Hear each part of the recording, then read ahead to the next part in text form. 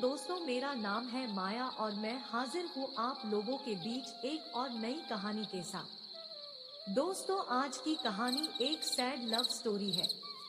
दोस्तों, कहानी शुरू होती है रिचा नाम की लड़की से जो देखने में बहुत ही खूबसूरत थी।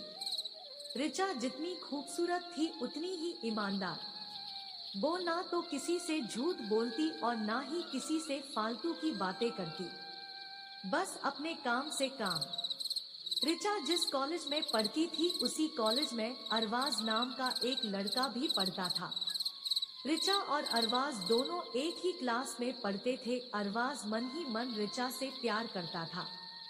अरवाज कभी कभी रिचा के छोटे मोटे काम कर देता था। रिचा बदले में जब थैंक यू कहती तो अरवाज की खुशी का ठिकाना नहीं रहता। एक दिन की बात है, रिचा और अरवाज दोनों कॉलेज से घर जा रहे थे।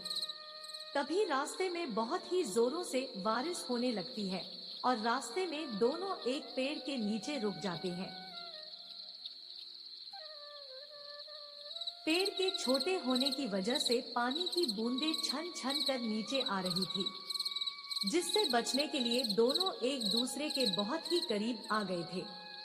रिचा को इतना करीब पाकर अरवाज अपने जज्बातों पर काबू नहीं कर पाया और उसने रिचा को प्रपोज कर दिया। रिचा भी अरवाज को मन ही मन चाहती थी, इसलिए वो भी उसे मना ना कर सकी और इस तरह दोनों का प्यार परवान चढ़ गया। एक बार की बात है, रिचा उसी पेड़ के नीचे बैठी अरवाज का इंतजार कर रही थी और काफी देर के बाद अरवाज जब वहां आया तो रिचा गुस्से से बोली, इतनी देर से क्यों आई हो? तुम्हारे बिना मेरी तो जान ही निकल गई थी। तभी अरवाज हंसकर बोला, मैं दूर कहाँ गया था, मैं तो तुम्हारे दिल में ही रहता हूँ। यकीन नहीं होता तो अपने दिल से पूछ लो। अरवाज की ये बात सुनकर रिचा अपना सारा गुस्सा भूल गई और दौड़कर अरवाज से लिपट गई। फिर कुछ दिन बाद की बात है, दोनों उसी पेड़ के नीचे बैठे हुए थे। रिचा पेड़ के सहारे बैठी थी और अरवाज रिचा की गोद में सर रख कर लेटा था। तभी रिचा अरवाज से कहती है, जानो तुम्हारी जुदाई अब मुझसे बर्दाश्त नहीं होती। तुम्हारे बिना एक दिन भी 100 साल के बराबर लगता है। तुम मुझसे शादी कर लो, नहीं तो मैं मर जाऊंगी। तभी अरवाज रिचा के मुंह पर हाथ रख कर कहता है, मेरी जान ऐसी बातें मत किया करो, तुम्हें कुछ हो गया तो मैं तो जीते जी मर जाऊंगा। और अरवाज कुछ सोचते हुए कहता है, तुम चिंता ना करो, मैं जल्दी ही अपने घर वालों से बात करूंगा।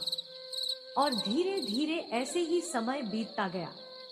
एक दिन की बात है, जब दोनों उसी पेड़ के नीचे बैठे हुए थे।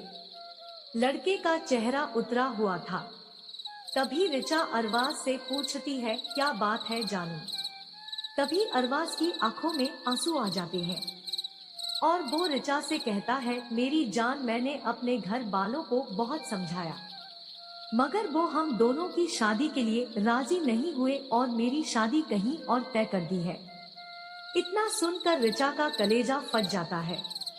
उसका मन करता है वो जोर जोर से रोए, मगर उसने अपने जज्बातों को काबू करते हुए कहा, मैंने तुमसे सच्चा प्यार किया है, मैं तुम्हें कभी भुला नहीं सकती। तभी अरवाज बहुत ही धीमी आवाज में कहता है, प्लीज मुझे माफ कर देना, लेकिन अगर तुम चाहो तो हम दोनों हमेशा अच्छे दोस्त बनकर रह सकते हैं। इतना सुन के रिचा बहुत जोर जोर से रोने लगी। तभी अरवाज ने उसे समझाया मगर उसने उसकी एक भी बात ना सुनी और दोनों अपने अपने घर चले गए। और देखते ही देखते अरवाज की शादी का दिन आ गया। अरवाज को यकीन था रिचा उसकी शादी में जरूर आएगी, मगर ऐसा नहीं हुआ। हाँ, रिचा का भेजा हुआ गिफ्ट पैक अरवाज को जरूर मिला।